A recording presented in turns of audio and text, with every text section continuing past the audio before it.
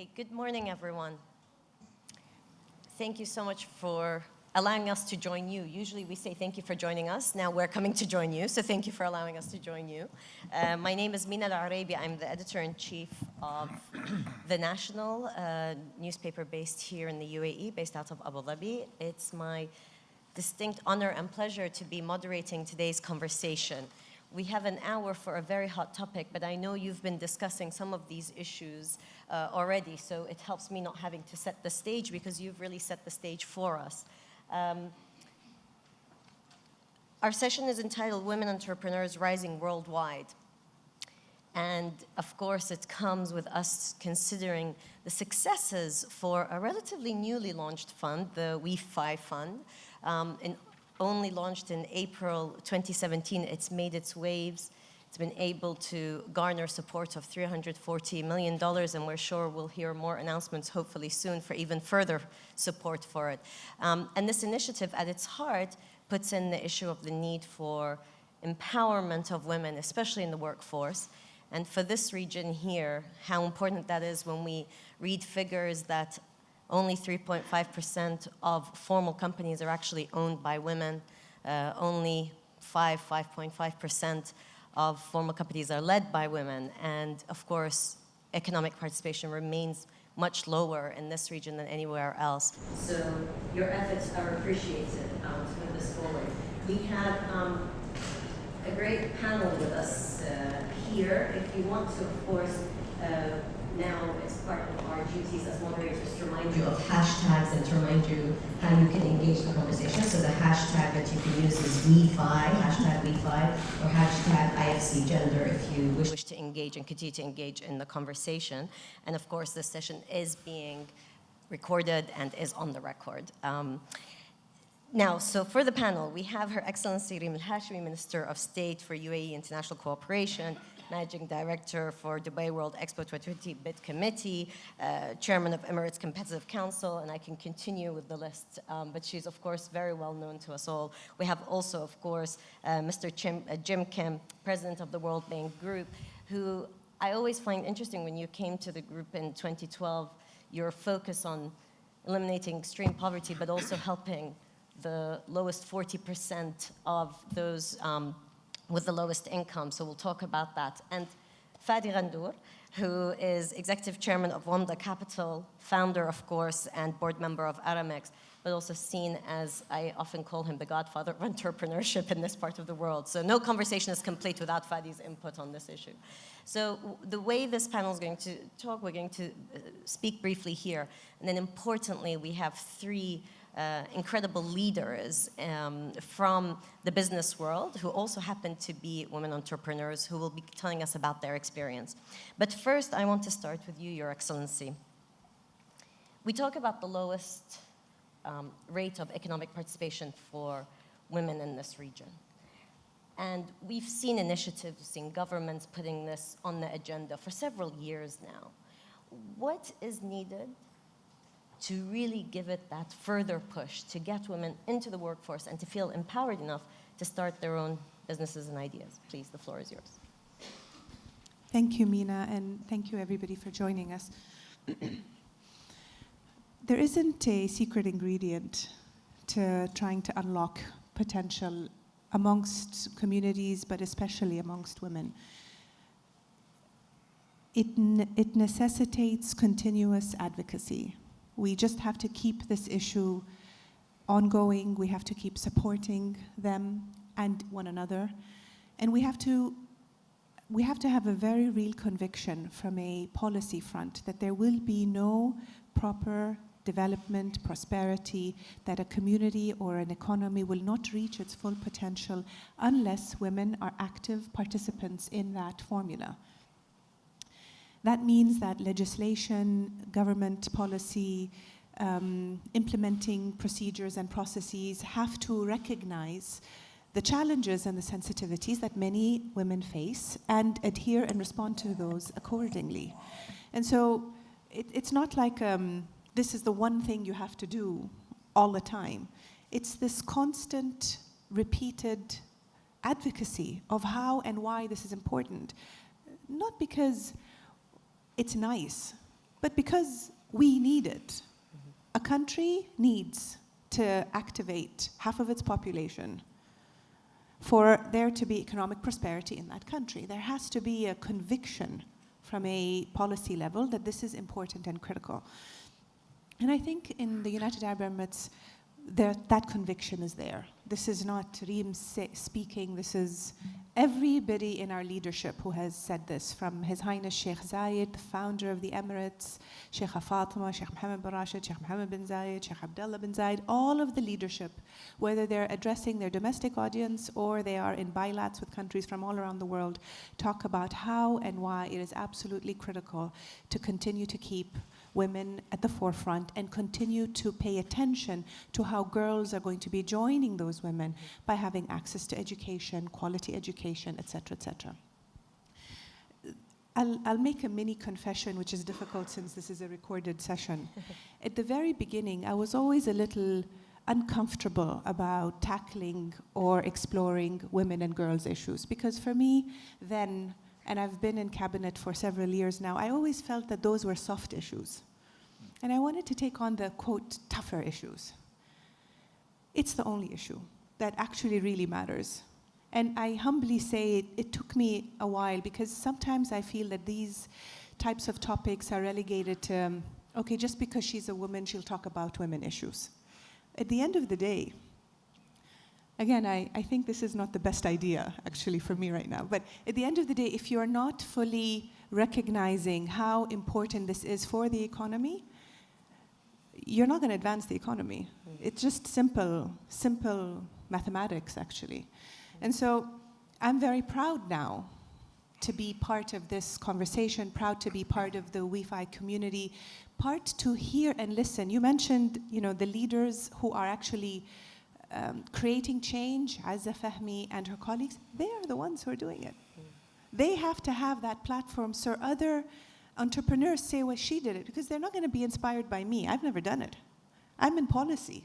I can talk about it. They're doing it. I can support them. They're doing it. And that's the part that is inspiring for us, is to see how it can actually come into play. And these real-life examples and real-life stories make it very human and very real, and can encourage and can inspire and can create a lot more ripple effect as well. Thank you so much. Well, I want to lead on from that. Often we hear about entrepreneurs once they've made it. They become the role model or the success story.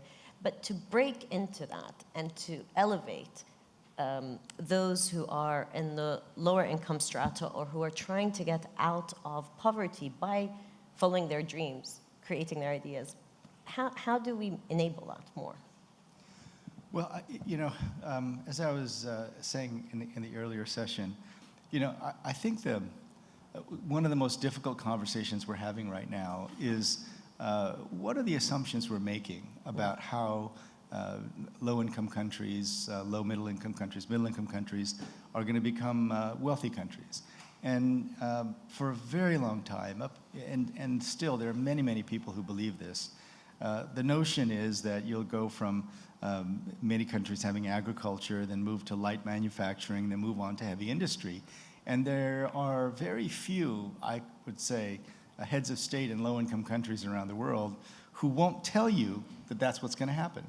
They have to almost. It's almost like if they don't say that, they're disappointing their people. But if you listen then to people in the world of technology, many people in technology would say that any job based on muscle power will be taken over by automation. And some people have even said that any knowledge work will also be taken over by machines, because even knowledge work will be done better by machines. So then that leaves the question, what's everyone going to do? And so for us, entrepreneurship is so critical, because what we're doing in this case is we're democratizing access to capital for women entrepreneurs. In other words, the traditional paths toward getting access to finance just weren't working to the tune of about $300 billion. We think that's the deficit right now between women who could use that capital and the reality of how much they get. So $300 billion is the gap. And we're going to end up, this is going to be a 2 or 3 billion, I think, overall when you look at the leveraging that we do with it. So it's really a drop in the bucket, but it's an extremely important start. And so one of the answers as to what people are going to do if that process of industrialization doesn't come to developing countries is finding access to capital, finding access to mentoring and support from others who've been successful, access to markets, and even access to marketing and procurement and accounting, all the things that are so difficult. Many organizations now are offering it online, that you can actually get all those things online. And so for me, the Women's Entrepreneurship Financing Initiative is a great idea. We're excited about it. But this is not just sort of like a one-time thing where we're going to get. This is part of the core strategy for creating alternative paths to economic development in developing countries all over the world. I really do think that countries all over the world have to shift their thinking in terms of their development investments. And rather than saying, well, we're going to industrialize someday, so we have to focus on building industrial parks and roads and grids to go to industrial parks, I think I have to be honest about it and say, we have to, first of all, invest in health and education so that our young people can compete in the global economy of today and tomorrow, and then provide access to capital markets and all those other things that we know entrepreneurs need, and then create networks so that they can help each other be successful.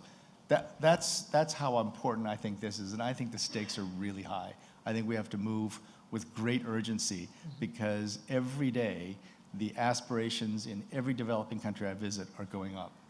Estimations are that by 2022 at the earliest, 2025 at the latest, every human being on Earth will have access to broadband, and even though they may not own a smartphone, they'll have access to a smartphone. So by 2025 at the latest, everybody in the world will know how everyone else lives. And we know that when that happens, aspirations go up. The income to which you compare your own is no longer your neighbor's income, but it becomes a global income. And when you have aspirations like that, unless we find ways of providing access to capital markets, mentoring, et cetera, there's going to be a lot of unrest in the world. And this is, again, when I talk to people in Silicon Valley, this is what they tell me. They say the thing that is happening is that technology is moving so quickly. Rob Nail from Singularity University starts his talks by saying, today is the slowest day of innovation you will ever experience again for the rest of your life. Yeah. And it's going so fast. They're worried about what's going to happen in the high-income countries, and they're talking about minimum basic income.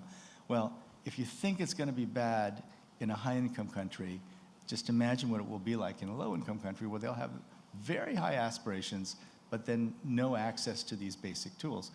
This is a great program. It gets us excited. It gets us optimistic, but it's also really urgent. And that urgency, technological change, the need for improved access to income, to finance, all of these issues affect men and women. So Fadi, I want to ask you, going back to the point that Her Excellency raised earlier, why are we talking about women entrepreneurs? Why don't we talk about entrepreneurship writ large? What is different for a woman, and should we be differentiating between the two? I don't think there should be any differentiation, actually. I think the issue of entrepreneurship is challenged anyway. So when entrepreneurship happens, when you focus on enabling entrepreneurship in a country, in a region, then everybody rises. Because I'll tell you, if we want to think about the access to capital, so if there is access to capital, then capital will go where startups, let's say, where entrepreneurs, whether men or women, are going to have the best ideas, all right? Or a good idea to be investable, or an idea for that matter. So, but let me take a step back and just comment on what we heard a little bit earlier. So the issue of access to capital is an issue that that's discussed all the time. So it's time to see how do we actually move from continuously discussing it and making it happen. And let me focus on one side of the access to capital. The most important, in my view, for this session here, is access to seed very early capital. This is not for late stage. So late stage, later stage, what we call in our business Series A, people that are raising over $1 million, let's say, you will find people that want to invest in less risky businesses who have gone to the $1 million stage.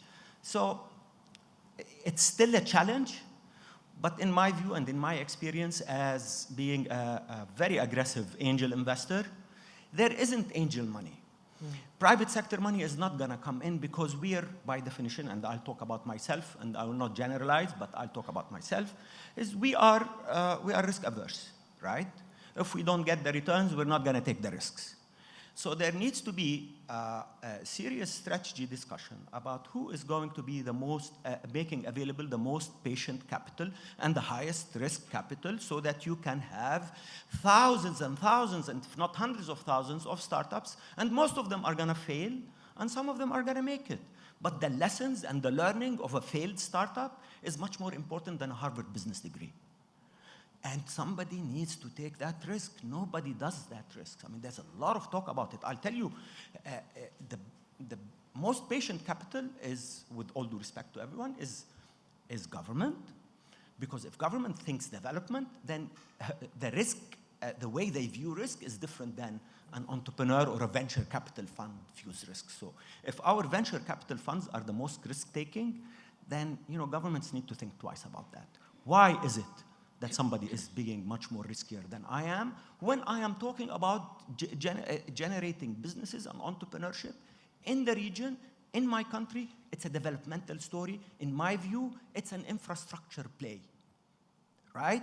Access to very early stage capital is like anything that relates to infrastructure. So if we're talking about broadband, then we need to talk about high risk, very early stage financing. They're equal. So it's a soft infrastructure, but it's very essential. So access to capital, I'll reiterate this. Every research that we've done at WAMDA confirms, at least for MENA, confirms what the president just said: access to capital, access to mentors at the very early stage, because mentors are transferers of knowledge. And that is so essential. So I'm not going to go back with you all the way to schools and say we need to address the education system, not only in terms of skill building, but in terms how do we educate our youth, our students, to accept an equal level playing field for men and women. So that then when we are exiting our school system, then that story of a gap between a man and a woman, whether cultural or not cultural, because we discuss it here in our region, is it religious, is it Islam? No, it's not.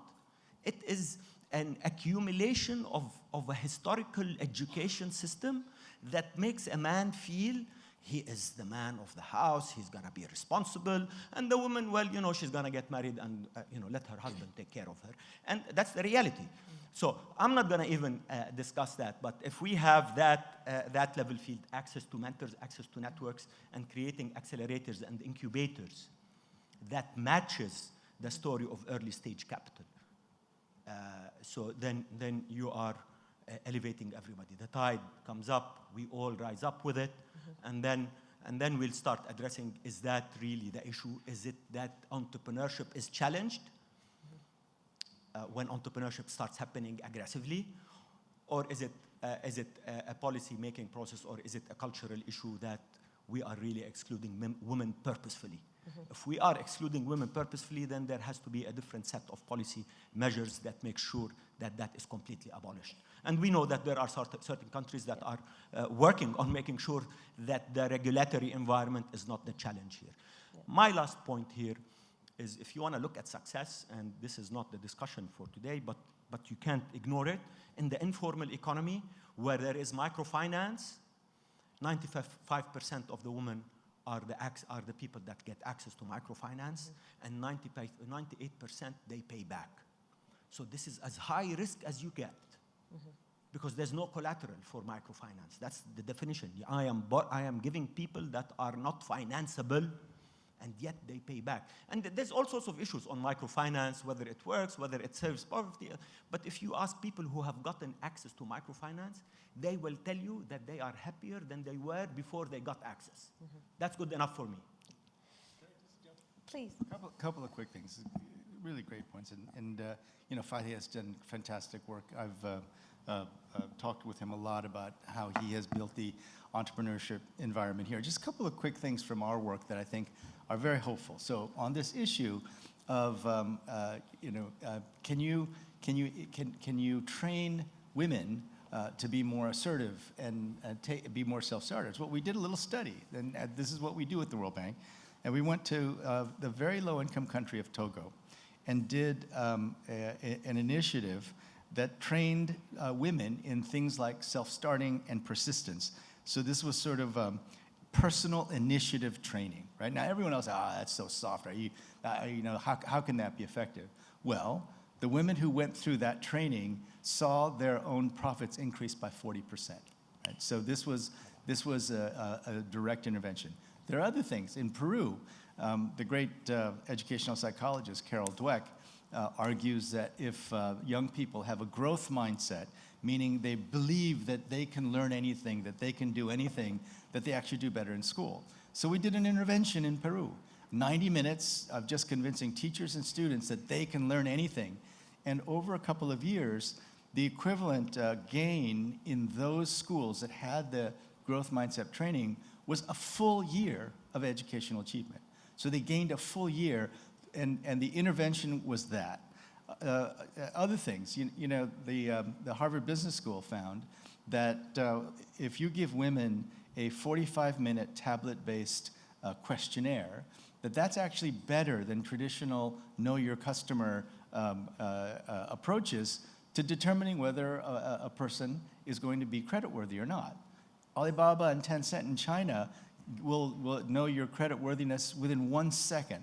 You can get up to $150,000 on the Alibaba network within 2 seconds. 1 second to assess your creditworthiness, 1 second to transfer the money, 0 human hands.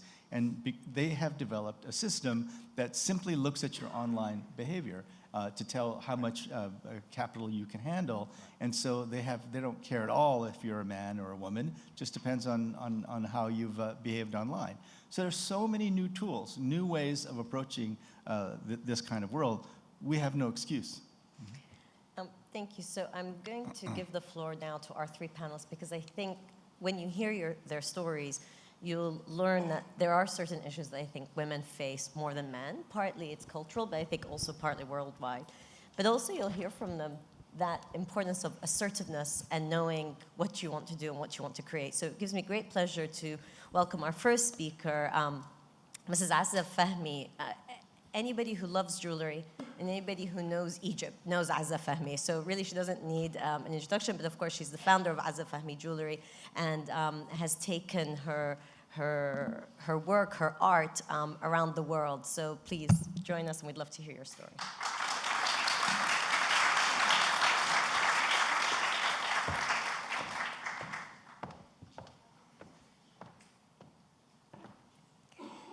Let me start to tell you, it all happened in 1969. I started my journey to becoming one of the most recognized jewelry designers in the region. And it's all started with a book discovery that's changed my life. I was a fine art graduate. I worked in the governmental position for 8 years. I was constantly searching for something I could passionate about. I was hoping to find something to love without a doubt.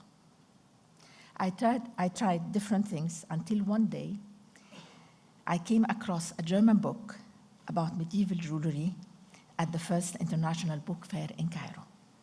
The book was written in German, but it came alive to me through its pictures. It sparkled something in me. I had no doubt this is my destiny. I bought the book with all the money I have saved and told myself, this is the book that's going to change my life. Then obstacles started. I wanted to learn the crafts firsthand. I went to Khan Khalili and start introducing myself to our workshops there, I was accepted in one. I put my overall and started learning the basic techniques on the hand of the masters of Khan Khalili al-Hag Said. Today, Hag Said is hanging my pictures in his wall, proud as a master. I desired this so badly. There was a cosmic support, as people went out of their way to help a woman who normally would not receive much of this opportunity. It wasn't easy. Jewelry was a male-dominant field, but I believe in myself. I started my business with a very, very, very small capital to buy a material with. I bought 100 grams of silver, and I did 5 rings, and I sell it, and I have better capital. The first piece I sold for £15, which was a lot in that time, and bought more silver. Then 2 months later, I started my first workshop, and I rented a room beside my mother's house. There came a point where I would face a technical difficulties and would ask my master in Khan Khalili, but he wouldn't be able to help me. My creativity has become much more advanced than his practice. I reached out to the British Council and was offered 6 months grant to study in one of the best schools in England in jewelry technology. I went to London and finished in 6 months what student finished in 2 years. I was like a sponge and was so eager to learn. London opened my mind. I came back with a wider horizon and even bigger dreams. I established my first workshop with two craftsmen during the early 70s. And by 1981, I opened my first boutique.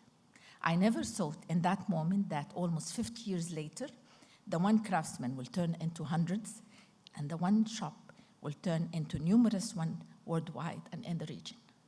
Today, I stand in front of you as Aza Fahmy, a leading global Egyptian brand with over 15 outlets in 8 countries, and the last shop opened in London. Despite many challenges I faced in my path, everything that I have done led me to where I am today. I believe there is no coincidence. Everything's happened for a reason. And if I learn anything from my journey that I'd like to share with you today, don't be afraid to fail. Keep believing in yourself and follow your dreams. Now, in 2018, I'm not just a jewelry designer. I'm established a design school by Aza Fahmy to teach the new generation about jewelry design. I gained knowledge over the years. My 2 daughters and young team are helping me to grow the company. I'm not an entrepreneur, and the entrepreneurship journey never ends. Thank you.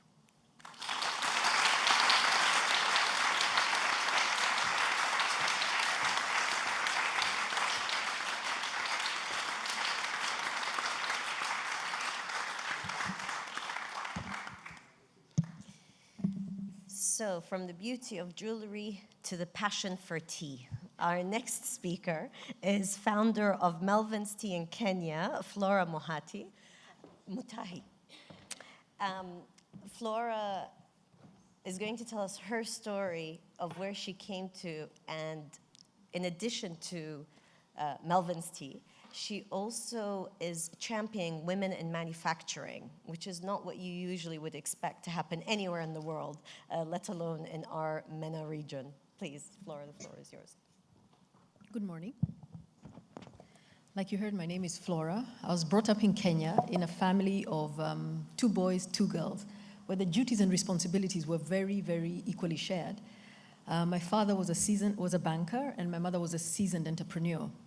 I studied in Kenya, I finished in the UK, and I got back to Kenya, and I never got a calling through college, what do you want to do? And I said, I don't know, I'm not sure. And my father said, listen, just do accounting because you seem to be good at it. So I proceeded with my accounting, and you start at the bottom of the chain. I was thrown in audit, down in the busy industrial area in manufacturing firms. And this is where my passion for manufacturing actually began.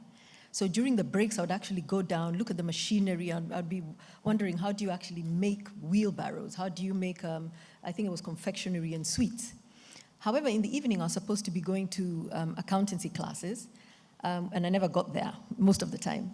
And one time, the dean actually caught me and he said, "What are you doing? Why are you avoiding school? Whose passion is this?" And I said, "I don't know. I don't have a passion, and I don't know what I should be doing, so, this is what, it's safe." And a couple of days later, he actually told me, "Be true to yourself." So a couple of days later, I thought about it and I quit. I came home. I told my parents, I've quit school and I've quit professional and I've quit working. And I still remember that night today like it was yesterday. And I got this long lecture of, "You're a failure, girls don't do this, girls stay corporate, you need to get married, and nobody's going to marry you if you're an entrepreneur." However, I went to sleep very tearfully, and the next morning I told myself, I've got to find something to do. A couple of weeks later, I found there was no free-flowing table salt in Kenya. And I said, this is what I'm going to do. I'm going to make free-flowing salt. I found out how to do it, came back, and I said, "Mom and Dad, can I have some money?" And they looked at me like, "Why would you think we would give you money?" And I said, "Oh, you've just given my brother. Remember we were equal, everybody was the same." And they said, "No, you should have stayed corporate." Again, another tearful night, and I woke up the next morning, spoke to a friend of mine and said, "There's got to be a solution around this." So I went around and spoke to anybody and everybody that I knew, down to almost the shopkeeper. And then I found out there was a fund actually guaranteed by the IFC where they would put up, if you put up half the security, they would give you double. So I came back to the seasoned entrepreneur and I told my mother, "Please." And she said, "No, your father will not have anything to do with it." Anyway, I persisted, and with a couple of, a little bit longer, she did it behind my father's back, so we couldn't tell my father.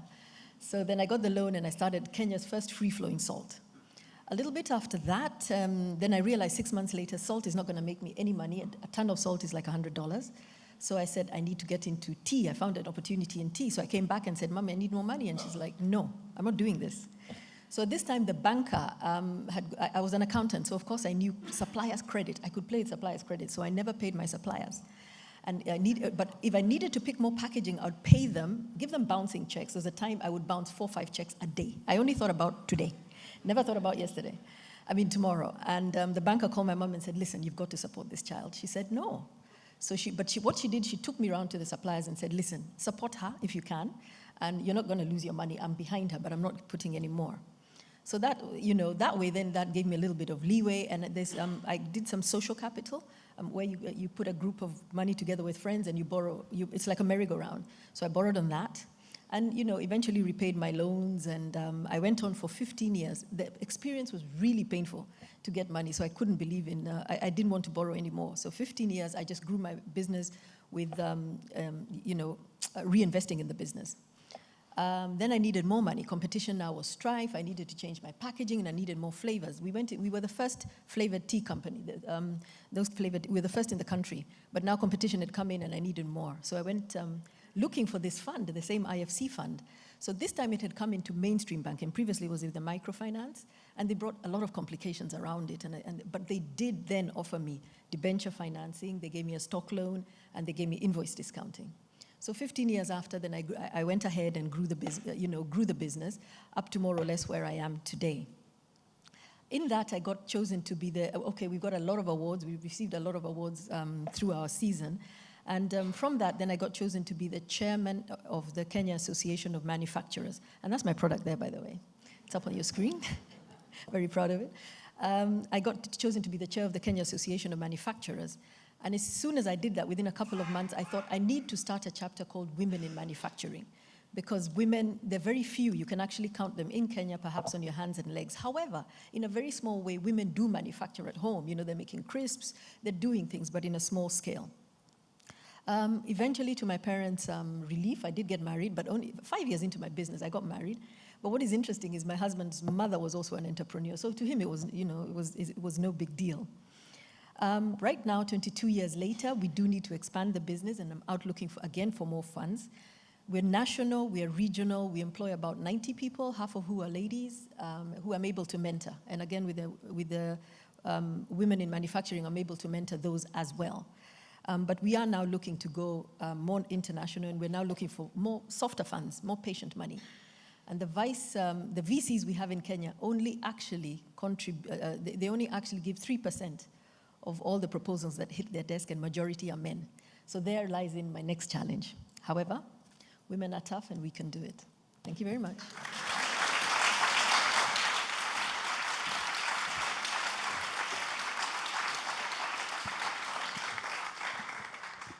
So the role of family is one that will also come up in Zeina Khouri Dawood's presentation. She's co-founder of La Potager, who is here from Lebanon.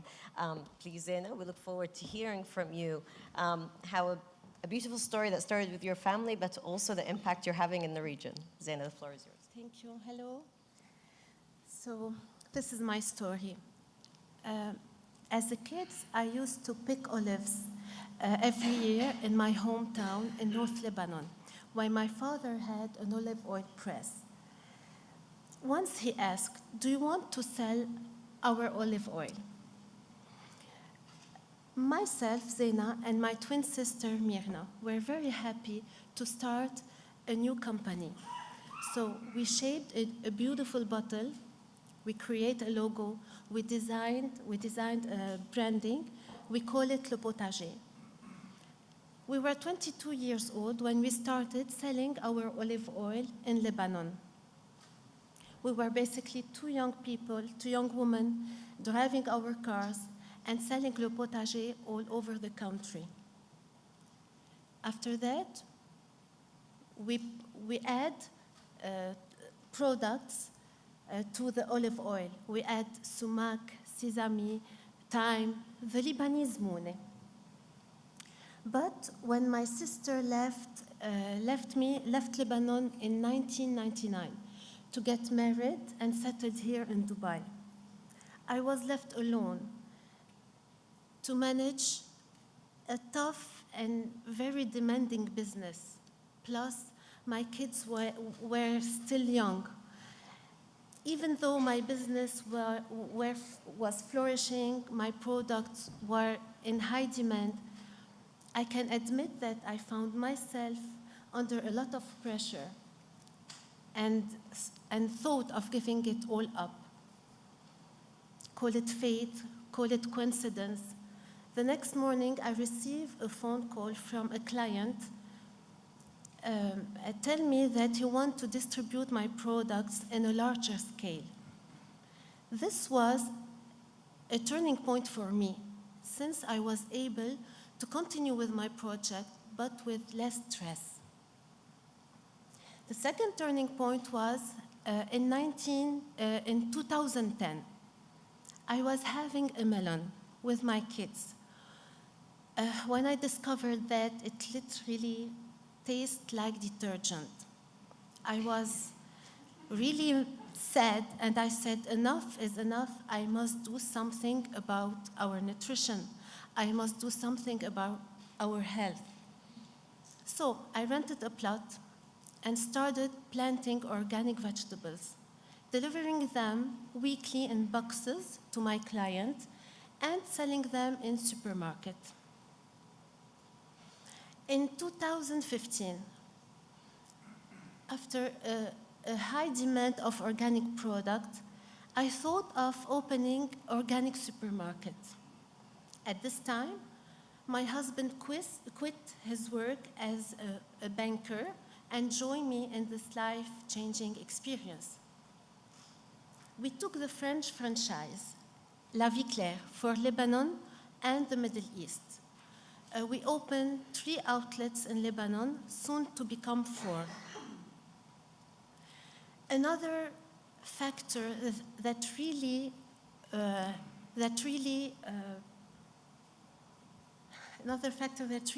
contributed to my success and pushed me a lot was the exposure I got from the Brilliant Lebanese Awards. Yeah, sorry.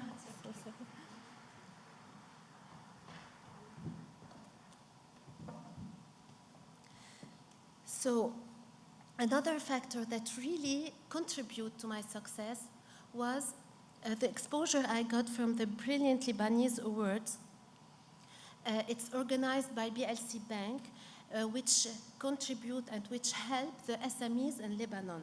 And this is an opportunity for me to say again, thank you for BLC Bank. Now, what about our future plan? Starting with my sister, we are now 16 employees, including 9 ladies. Of course, we want to grow more with more outlets in Lebanon and hopefully abroad. If I look back at everything I've been through, I would like to encourage every woman with a passion to believe in her dreams, despite all the obstacles she might face, because nothing is more rewarding than to work for what you believe in. To conclude, I would like to thank you for being here and for giving me this opportunity to share with you my story. Thank you.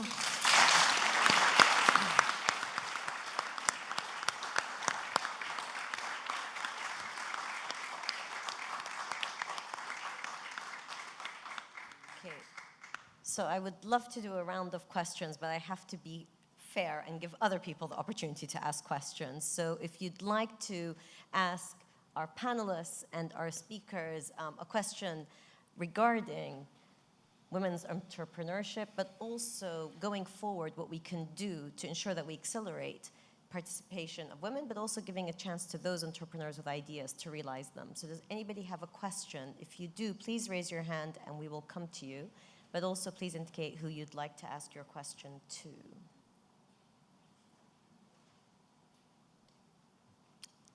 Lady here. Yeah, right there.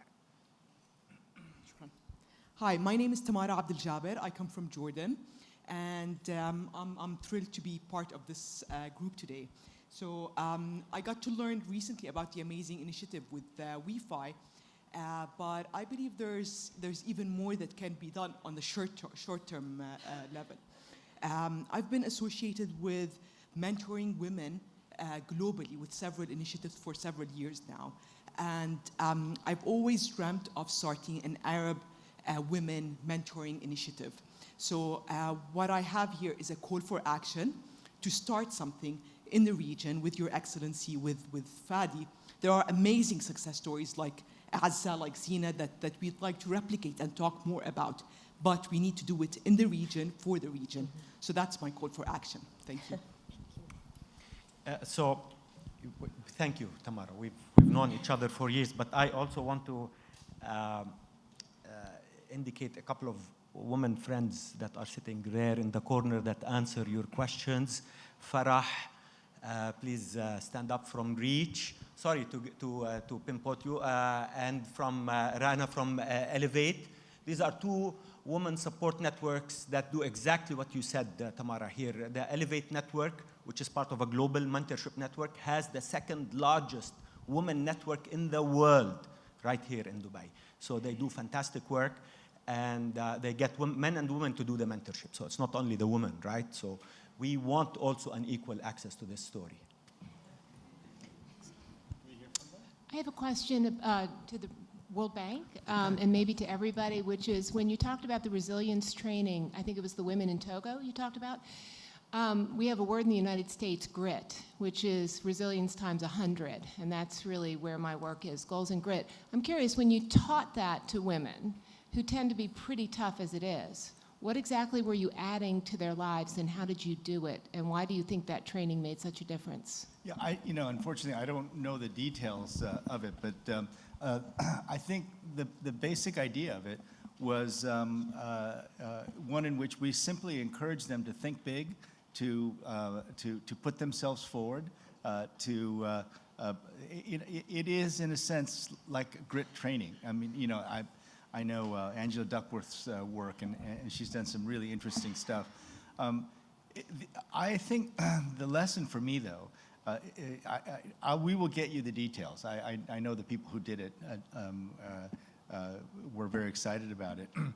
But that the things that you don't think are teachable, in fact, are quite teachable. And so when I was a university president, I studied this, and it turns out that long-term gains in IQ are really hard.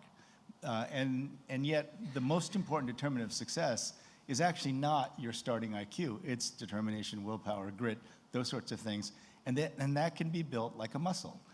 I'm not sure of the context, but I think what it was in a situation where the women were not getting the most encouraging messages all the time. That intervention seemed to make a lot of difference.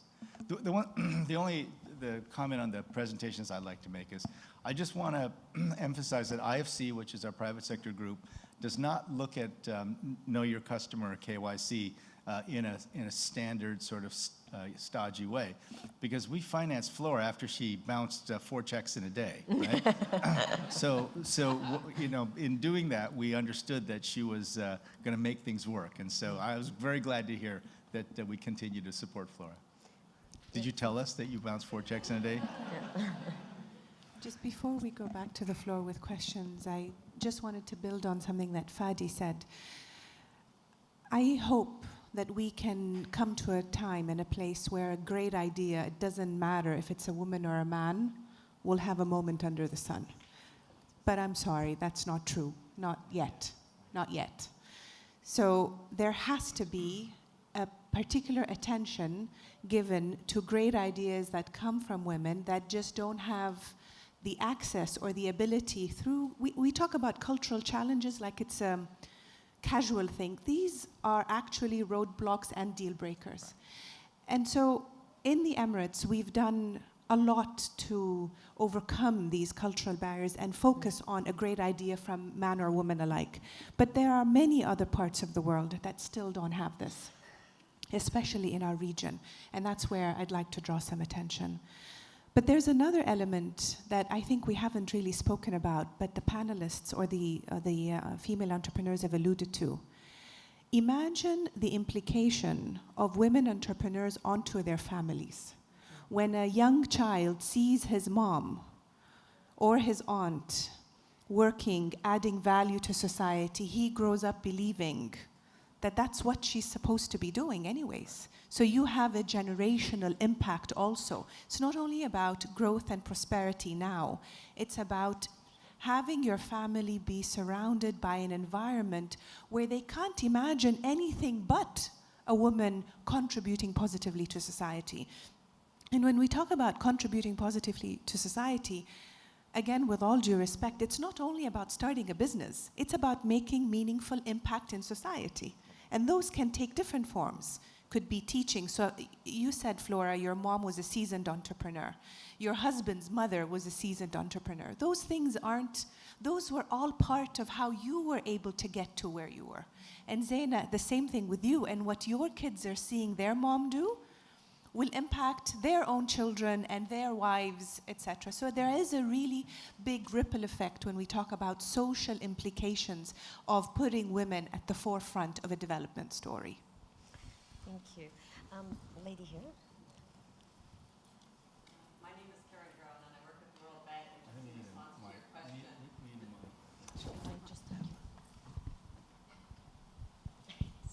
to your question, in response to your question, what we did in Togo is that we complemented traditional business training with what's called personal initiative training. And this was an attempt to teach future-oriented thinking, out-of-the-box behavior, unusual ways of going to non-traditional sources of financing, ways to differentiate yourself from your competitors, but it also had a healthy amount of grit. And what was so amazing about this training, it was based on psychology, the work of Michael Fries and others, and it was this kind of training that worked for the women, particularly more than for the men, to help them differentiate their ideas. They got the confidence, the self-esteem, the entrepreneurial aspects that are critical to success in the training. I should say that we're replicating this in countries like Mexico and in other countries in sub-Saharan Africa now because it was so successful. Thank you. There's a gentleman there, and then we'll go back to the lady there. Hi, my name is Ala Silal. I'm the founder of Jamalun. My question to Mr. Kim.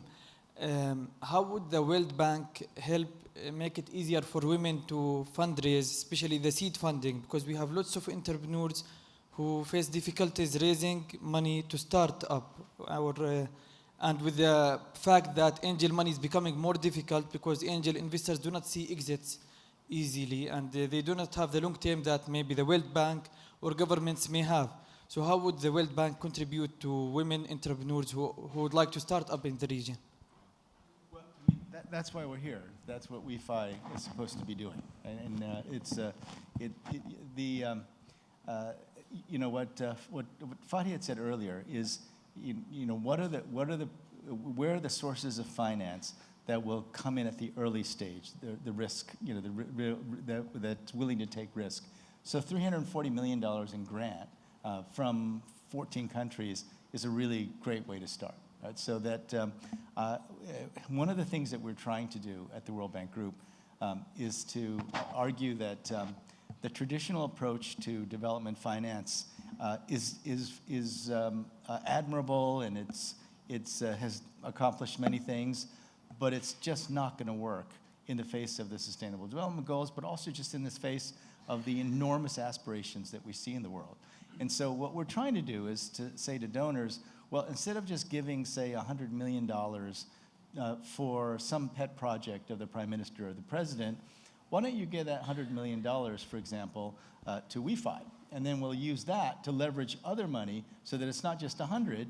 We could take 100 and turn it into 700 million or even $1 billion, and then provide lower interest debt financing or equity financing for riskier projects.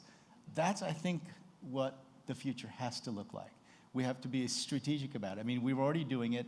The Swedish International Development Association, with a guarantee, helped us create a debt instrument that European insurance companies could invest in, because the senior tranche became triple B once we took first loss. So there are all kinds of ways of doing it for debt instruments, for equity investments. This is our attempt at WeFi. So we're open to being extremely creative here. And the great bestseller of, I think, 2014, Thomas Piketty's Capitalism of the 21st Century, the thing that he didn't take into account was, what would the world look like if we were able to radically democratize access to capital, actually move capital from those who had it to those who needed it most. This is one of the top priorities for us now at the World Bank Group, because this is really a potential huge win-win. Right now, well, interest rates are going to go up, but right now there's so much money earning such little interest, and we think there is the opportunity to create win-win situations where they get a higher return on their capital, and then we make that capital available to, for example, women entrepreneurs. That's our great hope. Okay, thank you. There's a lady there. Sorry, I stopped you earlier. Thank you very much. Good afternoon. Thank you for a powerful, thought-provoking, and inspiring panel. My name is Alexia Latortue from the European Bank for Reconstruction and Development. My question is for Your Excellency. Your Excellency, I would be interested in your views on the role of data and evidence in policymaking for promoting women's entrepreneurship. What kind of data and evidence have you used, perhaps in your work? What's missing? What evidence and data do you wish you had available? Thank you.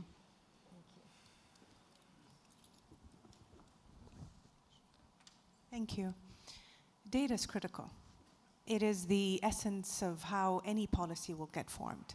But it's also incredibly lacking.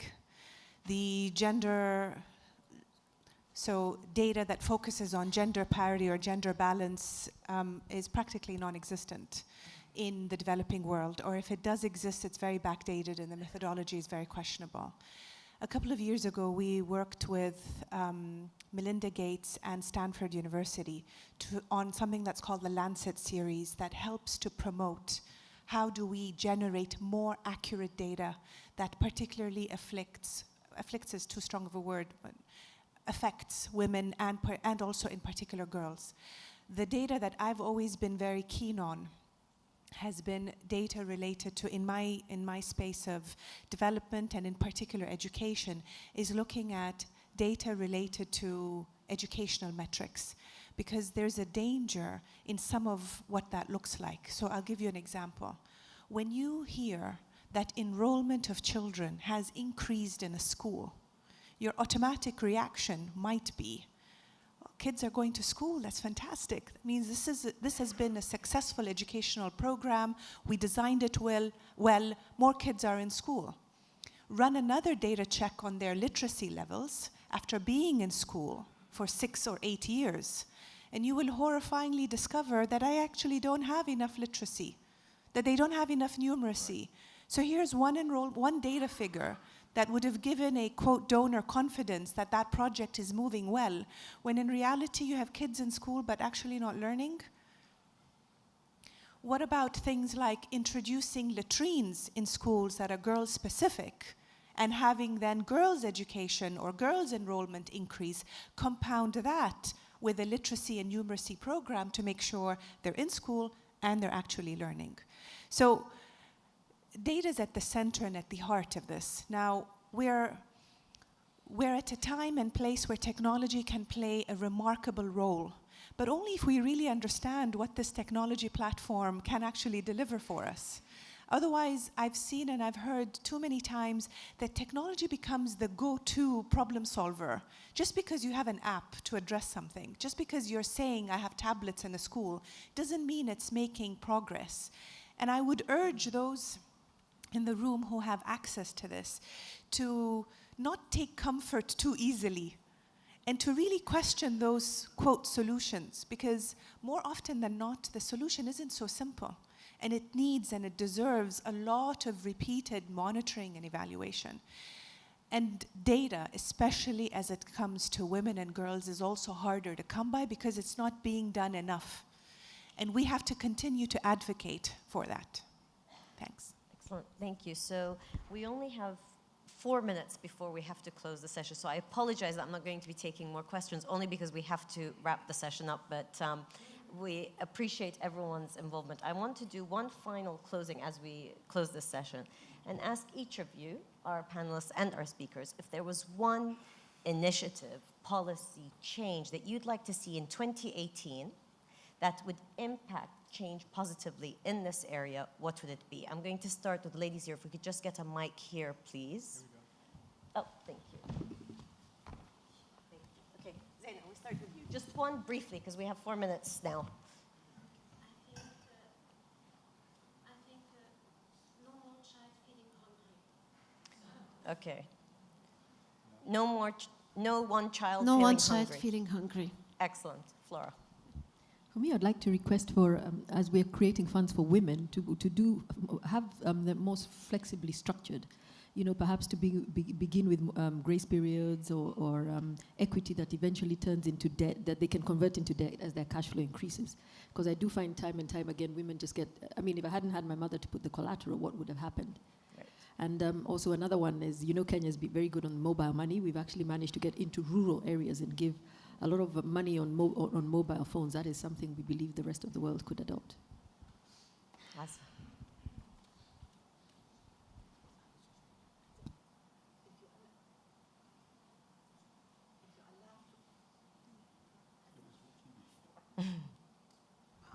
If you allow me to say humbly that I was able to take the Arab jewelry internationally, I think I have the ability and aim to take the other crafts also to internationally.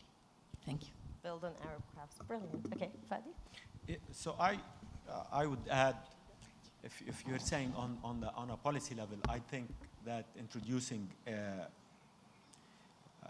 financial literacy and entrepreneurship skills in schools is a critical element. There is none, very little happens even on a global basis. So I think that's where it all starts at the end of the day. Okay. Well, I would really like to see every country, developing country in the world, come to terms with this idea that the traditional path to development may not be there. And therefore, while you can still hope for industrialization, that there's all this potential, women entrepreneurs especially. But then also, there are implications of that. So if you want to go down the path of competing in the digital economy by providing access to capital markets for entrepreneurs, then you have to focus a lot more on what the Honorable Minister said about investing in your people. No hunger. First of all, you know, children who are stunted because of malnutrition are not going to be able to compete in the economy of the future. So I would like to see a shift from thinking about heavy industry roads and grids into one in which we invest so much more in people, get the kind of outcomes, and then provide access to capital mentoring and all the other things so that they can create their own business in the same way that our entrepreneurs have done. And I really do think that that's the path for the future. But we're not there yet. There has to be a fundamental shift in mentality among leaders. Thank you. I think I'm a very big believer in sort of passing it forward. And I think everybody here and beyond has the ability to help one other person get one step closer to where they need to be. You're employing a lot of women. We're always involved and around other people who are just looking for that push. It should be an obligation, a personal oath that we take upon ourselves to support, not just believe in others, but actually support them. And not just support them one step of the way, do your part and take them as much as you personally can all the way forward. If we all actually did that, we'd get a lot closer to what Dr. Kim was referring to in terms of shifting the paradigm of what development and prosperity looks like. But that takes discipline, it takes conviction, and it takes a lot of stamina. But invest in each other and don't stop after that first step. That would be my final calling. Wonderful. A great call to action as we wrap up.